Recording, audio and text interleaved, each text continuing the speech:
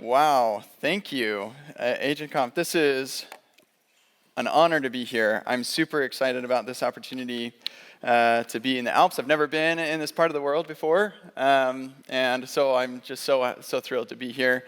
Thank you, Tejas. You're amazing and enthusiastic, and I'm super excited to get started. My name is Dodds, and I want to talk about bringing back progressive enhancement. But before I do, I think we can manage this. I'd like everybody to please stand as safely as possible. I want you to put your arms out in front of you, squat down, and come up as safely as possible, okay? We're going to do 12 of these together to get blood flowing. No joke. And you have to count with me. This is important for your brain function. You need blood to flow. Okay, ready? Let's go. 1, 2, 3. I see some of you at the workshop yesterday. You have practice. 6, 7, 8, 9, 10. Let's keep going. 11 and 12 and 13. No, just kidding. Stretch up over your head as high as you can, and then go even higher than that. Learn something from that. All right, stretch over to one side, over to the other side. All right, awesome. You can sit down. Thank you. Yeah, that feels good. Yes. And now, if you don't learn anything from my talk, you can't say you didn't get anything out of it because you got your morning exercise. So this is good. And feel free to go ahead and take a couple steps to get your 250 steps for the hour. That's good too. Exercise is important. Your brain learns better when it has blood flowing. So this talk is an exploration or an explanation of progressive enhancement and a demonstration of what it can do for us, both from a user experience standpoint, which is what we are often talking about, but as well as from a developer experience standpoint, which we'll talk about too. So there's a bit of a mic drop moment in here. Prepare yourself, except I'm not going to drop the mic because that would be rude. We're not here to hate on JS. Quite the opposite. I love JavaScript. I just want it to be in its right place for the optimal user and developer experience. So we'll talk about that a little bit too. Okay, so how many of you have been doing this for over a decade as a web developer? Okay, there's a handful of you. Awesome. So I want you especially to think about this question. But those of you who are newer, I'm actually less than a decade. I'm at about 8 or 9 years now. But I hear often from people who've been doing this for a really long time that they're just lamenting how hard it is to build web applications. It used to be just so easy. Now the expectations have changed, of course, and back in the day you used to have to worry about IE 6 or less. And so things are different, but the basic build me an application has gotten really, really complicated. And I want you to think about what is the difference? What made it so much more complicated? And no, it's not just increased requirements of our complexity. There's something else. So think about that. So this is what progressive enhancement was for a long time for me. So you have navigator, geolocation, use geolocation. Why does it say copy right there? Is it my mouse? Yeah, there it is. Okay, sorry, let me get rid of that. That's a cool feature, I guess. So navigator, geolocation. If that exists, then we can use the geolocation API. Let's say that you're building a pizza app, a delivery app, and people want to choose the location that's closest to them to order the pizza from. They can enter in their postal code if you want them to have to do that, but if their device supports the geolocation API, then let's just find them for them so they don't have to worry about entering their postal code. That's using JavaScript and the capabilities of the device to make the experience better. So the experience works, you can type in your own postal code, but we can make it better with JavaScript. That's the core idea of progressive enhancement.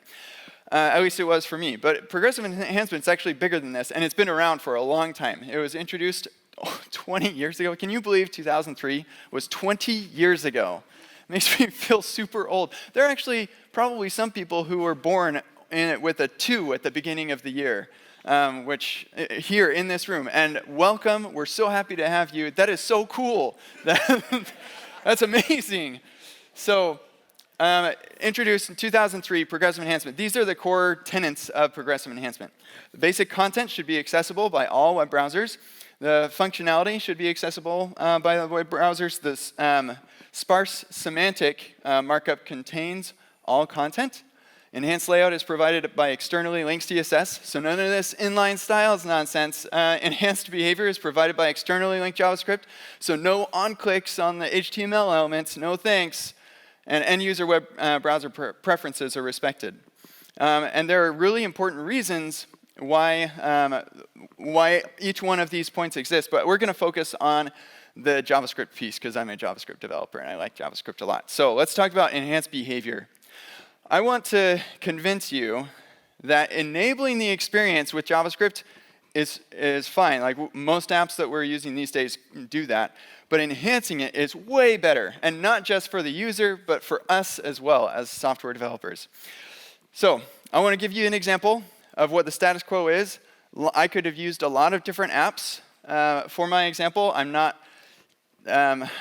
am calling them out. I can't excuse myself from that, but a lot of us build apps that are like this. So I'm going to youtube.com after slowing down my network speed, throttling to 3G, so we can kind of watch how things happen.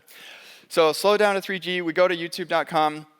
The first thing that happens is it actually redirects me to the www. And then we start downloading immediately this JavaScript file, and it displays this HTML that is completely useless other than to say, you're at youtube.com, just by the way that it looks. So this skeleton. Lots of us have apps like this today. But I can't do anything as a user. I've got some HTML, but it's useless. I have to wait for this desktop Polymer file to download, and that file is 1.3 megabytes in size. So it finally downloads, and I get my input. I'm trying to do a search, but I'm typing and I'm hitting enter, and they downloaded just enough JavaScript to render the input and clear the input when I hit enter, but not enough to do anything about it. Yikes. And so now I'm waiting for this base.js file, which is another 500 kilobytes. And when that finally downloads, then I'm able to do my search hit enter. Sorry, I'm still waiting for that. It is slow 3G, but I experienced this as a user. I didn't just like hunt around, who can I call out at a conference? As a user, I typed in and hit enter, and it cleared, and it didn't do anything. I was like, what the heck is that? So I made this video to be like, we have given up on progressive enhancement. The fact is that search input could have shown up in the HTML because the browser knows what to do with inputs and forms from the very beginning for as long as we've been able to do the web. And so why do we have to use JavaScript to enable the experience? Why can't we just use it to make the experience better? And you might be thinking, well, Kent, there are so many apps. Like it used to be that you could do all this with HTML and just make things a little better with JavaScript. But there are so many apps that you can't do that. Like Figma, for example. Could you do Figma without JavaScript? I don't think so. Au contraire, this is Figma without JavaScript. This is actually totally, it's just for fun. It's a joke. Like, you would never build Figma without JavaScript. But the fact is that we do not use the browser for what we can. This is Jen Z on Twitter. She's an amazing person. She actually is one of the people that really got me thinking about progressive enhancement. Just built this little mini Figma clone in an afternoon that totally works without JavaScript, which like blows my mind. It's so cool. So there's a lot that we can do without JavaScript and then use JavaScript to enhance the experience, and I'm not just talking about user experience. So I am talking about Remix, though. Huge fan of Remix. Anybody in here using Remix for work? That is sweet. Anybody using Remix for fun? Anybody going to use Remix for fun after this conference? That's everybody. Yeah, all right, great. So Remix, amazing framework. I love it, and I have been using it for the last 2.5 years, and I just think it's fantastic. And what's really cool is that the ideas one of the core ideas of Remix is progressive enhancement, and it kind of bleeds out into everything that Remix does. And the ideas that Remix has been pushing forward for the last few years are, most frameworks are coalescing on the same ideas, which is really validating for what we're talking about today. So I'm going to be talking about Remix. But this is the future, folks. Most of the frameworks that you're using are going to be embracing these principles going forward, which is really, really cool. So I'm going to do a bit of a demo here. I want to know who remembers to do MVC. Yeah? To-do MVC is kind of special because it came around at the time where we decided to take progressive enhancement and kick it to the curb. Because we decided it's just too hard, and I've got a blog post called The Web's Next Transition, where I go through a lot of the history about building for the web. And we just decided it was way too hard to build and architect applications in a way that was progressively enhanced. And so we just moved to a single-page apps and enabled the experience with JavaScript rather than just enhancing it. And to-do MVC came around at that time when we needed to compare all the different options in UIs. So I rebuilt to-do MVC using Remix with progressively enhanced behaviors. And a couple really interesting facts about it. So I added a couple features: backend persistence, user authentication. It's progressively enhanced. Ended up with 15% less client-side JavaScript than the equal React TypeScript version, which is pretty sweet. Now, yeah, we'll talk a little bit more about that.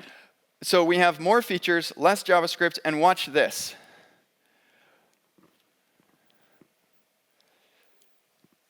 We finish loading twice as fast with more features, and it's also more accessible. So that's cool too. Yeah, accessibility matters. That's right. Thank you, Simona. Yeah, thanks.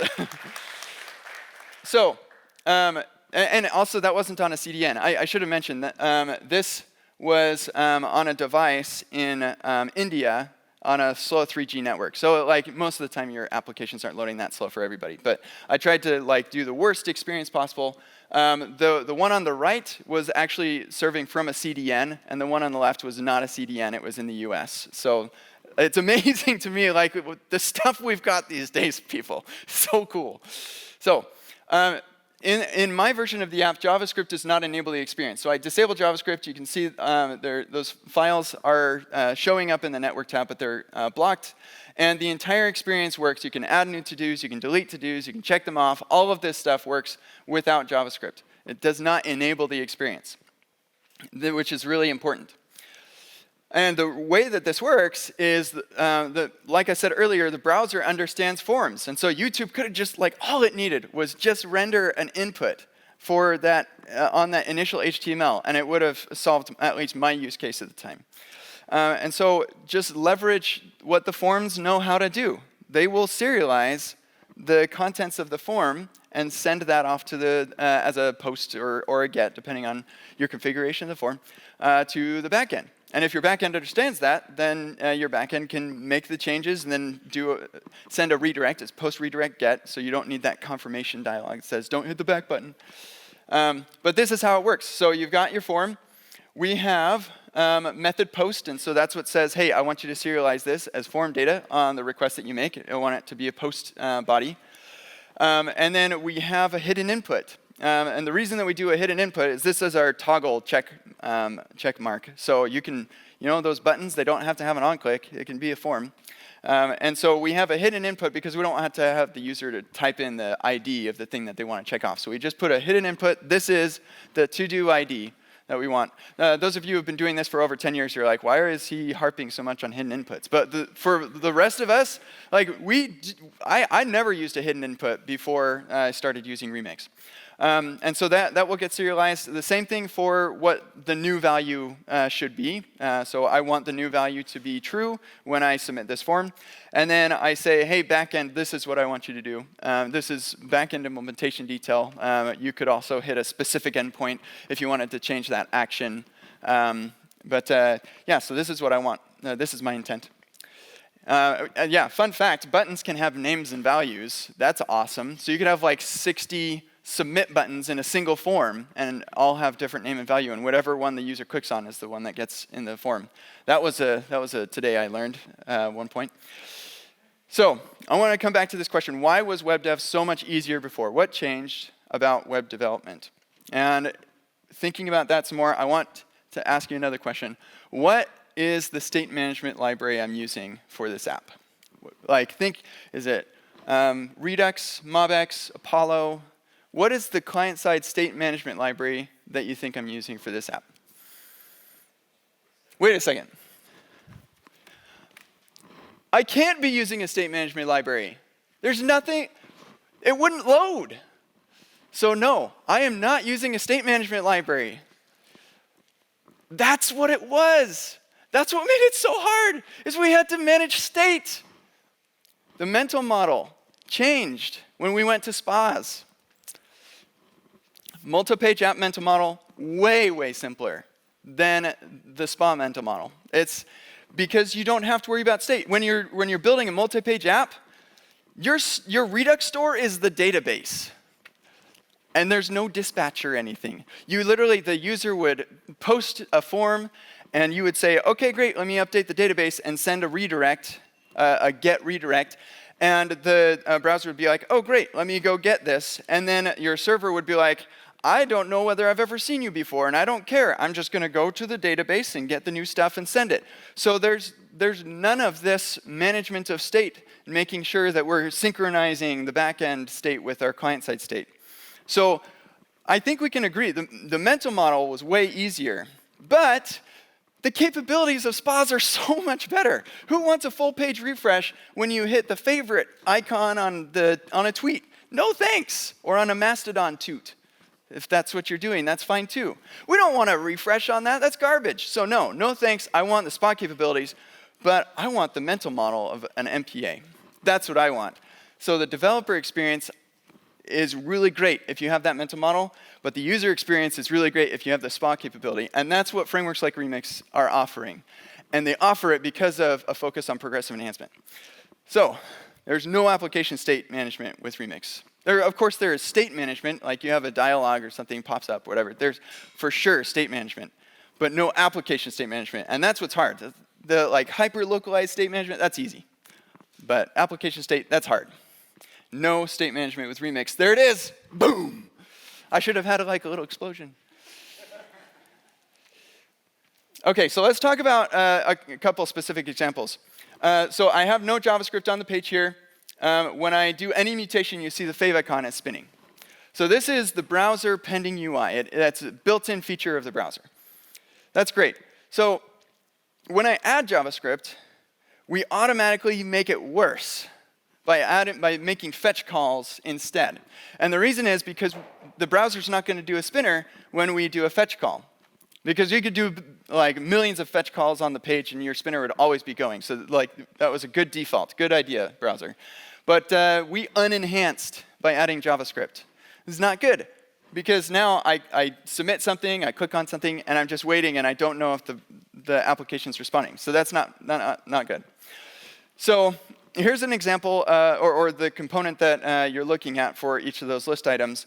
And in here, we're using this remix thing called useFetcher. It's also available in React Router.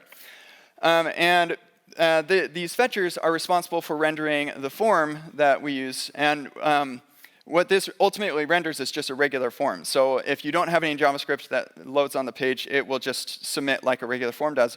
And if you add JavaScript, then it will do a fetch request instead. And so we can use this fetcher to enhance. So all the code that you're looking at, it's just server-side code. Of course, we can hydrate in the browser, and that's how we do the fetch behavior. But everything that you see here is multi-page app mental model. Okay? So now we're going to add our progressively enhanced JavaScript. Just a single line that says, hey, if there's a submission going on, then I know that we're in a toggling state. And if we're in a toggling state, my designer said just disable all of the forms for this line item. And I've got styles that'll make it look like it's pending. Okay, great. I'll just disable those. And so now, we progressively enhanced. Hooray! We used JavaScript to make the experience better. This is better, because before, you would submit one of them, the browser would start refreshing, and you could actually submit a bunch of them all at once, but you would get no inline feedback to the user. The user would just like click a bunch of things and there'd just be a favicon spinner. That's not a great experience. This is way better. I mean, you could argue that the design is really bad, and I don't mind. That's fine. I designed it. So it's not good. But we get inline feedback. That is better. We have enhanced. Thank you, JavaScript. And we did it without useState, useReducer, and useEffect. Woo! Of course, Remix is doing this, or React Router. It's using these lower-level primitives. But, yeah, that's great. I like not having to deal with those hooks. So let's talk about optimistic UI. Here in a second, you're going to see an example of Twitter. Optimistic UI is really a common feature of a lot of apps. It's not common enough. And in Twitter, if you favorite a tweet, you're going to see that tweet is favorited instantly, even if you're on a slow 3G network like I'm simulating here. So I create a test tweet, and then I go over there and I favorite it, and as soon as I hit the heart, boom, it's favorited. But it's actually not, because we have a slowdown, so it's like 2 seconds before it actually is favorited. But Twitter is like, this works so often that we'll just go ahead and show it as a favorited. But if I delete the tweet and then I try to unfavorite, it unfavorites, and then it has to roll back. Sorry, that tweet has been deleted. I can never unfavorite this tweet. What if it was an accident? Now I'm favoriting this test tweet forever.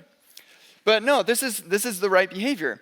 And it's really actually, this last bit of rollback is why I think lots of us don't implement optimistic UI, because we just get it working, and then our PMs are like, all right, ship it, and now we've got this next thing for you to do. And that's fine. It is kind of tricky to implement optimistic UI.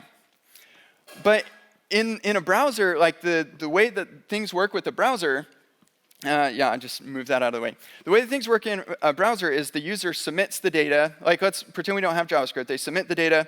The browser updates the database, or actually, in this case, maybe it fails. And so then it sends a redirect back to the client. The client will say, OK, let me go get that. And then it goes to get that, and the server says, oh, OK, let me go to the database, get the latest data, and send it back to you. So there's no rollback necessary, because it's always fresh. It just stays fresh all the time. That's the way the browser works. So maybe we could maybe have that sort of experience as well, even with JavaScript. So for what we're doing, we say, hey, here's the next value that this to-do is going to be when you click the checkbox. It's going to be the opposite of what the current complete value is. OK, awesome. So we derive, the rest of what's rendered is derived based on the to-do.complete. Okay, so what if we could just have access to what the submission is going to be? What is it going to be if we're currently submitting? What is that value going to be? And that's what I'm going to assign to my complete value, and then everything will get rendered based on that. And so now we'll just get the form data and say, hey, if the complete is supposed to be to do, then we'll just assume, or if that complete is supposed to be true, we'll just assume it is complete. If it's false, then of course it'll be false. And that's it. We've progressively enhanced an optimistic UI experience. Yep, that's pretty cool. There you go, boom. We're on a slow 3G network, and it feels like the whole app is running on our device. Pretty fast, pretty awesome. But again, the hard part is rollback when something goes wrong. What if something happens? There's a random failure of some kind. What do we do? So we get automatic rollback because frameworks like Remix are giving us the mental model of an MPA. They simulate the browser's experience. And so here, if I click the checkbox and it fails, then it's going to automatically revalidate. It just does this by default after any of the mutations.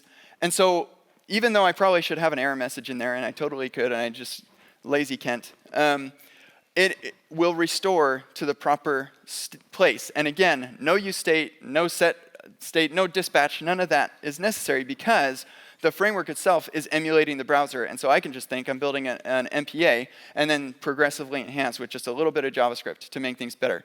Now, not everything is that simple. Some things are a little bit more complicated. But look, I can build an amazing experience. To-dos cannot include the word error. Whose idea was that? It was mine. So for the demo.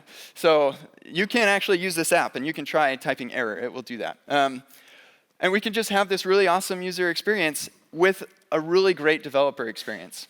So I need to wrap up. Progressive enhancement is about accessibility, making things accessible regardless of the capabilities of the device.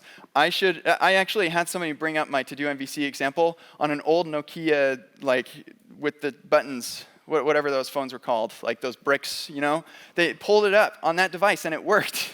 It sounded awful to use, but yeah, awesome. So it's about accessibility. Remix enables progressive enhancement by emulating the browser. It simplifies developer experience and improves user experience, giving us the mental model of an MPA with the user experience of an SPA. Remix is center stack. A lot of frameworks are converging on this idea of, well, we're just going to manage the network for you and emulate the browser for you so you can have a really simple mental model. Working without JavaScript is just as much about DX as it is about UX. So we've been through a lot of transitions over the years of slowly trying to improve UX here, improve DX there, make UX worse because we're trying to make our experience better. Now we're finally transitioning into something that will make both better, and it's awesome. I couldn't be more excited about building for the web these days. So with that, I'm super excited to be here. Please come and talk to me, snowboard with me up in the mountains. I'd love to chat with you and shred some slopes, or whatever the kids say these days. I have one last thing that I want to say to you, and that is, you are great. Thank you so much.